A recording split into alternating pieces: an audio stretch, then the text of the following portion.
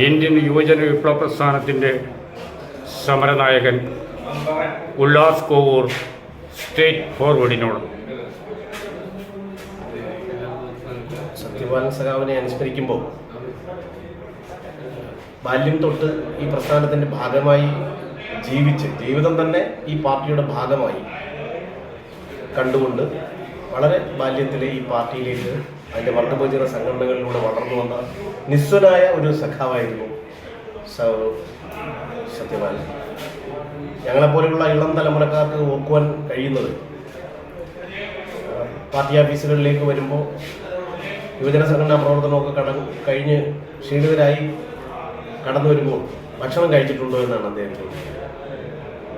അപ്പം അങ്ങനെ ഭക്ഷണം കഴിക്കാതെ വരുന്ന യുവജന സംഘടനാ പ്രവർത്തകർക്ക് കരുത്തും കരുതലുമായിരുന്നു പ്രിയപ്പെട്ട സത്യപാലൻ സാർ. മനുഷ്യ സ്നേഹിക്കുക എന്നുള്ള നിലയിൽ ഒരുപാട് ആലങ്കാരികമായ പദവികളൊന്നും അദ്ദേഹം വഹിച്ചിട്ടില്ലെങ്കിലും ഈ പ്രസ്ഥാനം അദ്ദേഹത്തിന് ജീവനായിരുന്നു. അദ്ദേഹത്തിൻ്റെ സിരകളിൽ ഓടിയ രക്തം അത് വിപ്ലവത്തിൻ്റെതായിരുന്നു.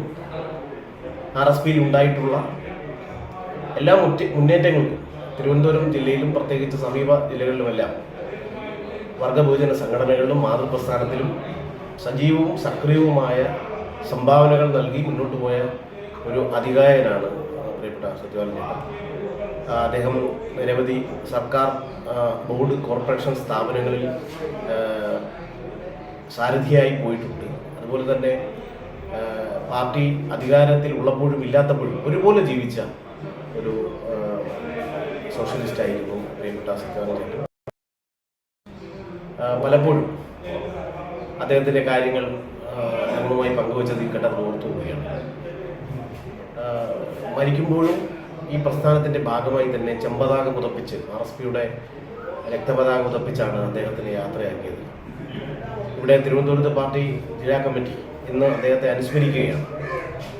ഇവിടെ അനുസ്മരണ പ്രഭാഷണം നടത്തിയ മുഴുവൻ സഖാക്കളും അവരുടെ ശബ്ദം ഇടറിക്കൊണ്ടാണ് അനുസ്മരണ പ്രഭാഷണം നടത്തിയതെന്നുള്ളത് ഞങ്ങളെപ്പോലുള്ള പുതിയ തലമുറയിലെ പ്രവർത്തകർ നോക്കിക്കാണുന്നത് എത്രത്തോളം സഹജീവികളോട് ഏറ്റവും മനുഷ്യത്വപരമായി ഇടപെട്ടിട്ടുണ്ട് എന്നുള്ളതിൻ്റെ ഏറ്റവും വലിയ തെളിവാണ് അദ്ദേഹത്തെ അനുസ്മരിക്കുന്ന പ്രഭാഷണങ്ങളിലുടനീളം സഖാക്കളുടെ നേതാക്കളുടെ തൊണ്ട ഇടറുന്നത്.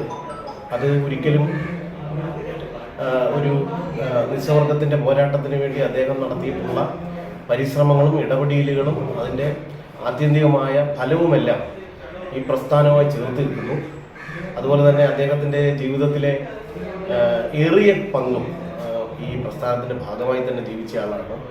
അദ്ദേഹത്തിൻ്റെ ഒന്നാമത്തെ അനുസ്മരണ ദിനത്തിൽ ഞങ്ങളെപ്പോലെയുള്ള ഇളം തലമുറയിലെ പ്രവർത്തകർക്ക് ആവേശമാണ് അദ്ദേഹത്തിൻ്റെ പ്രോജ്വലമായ ഓർമ്മ.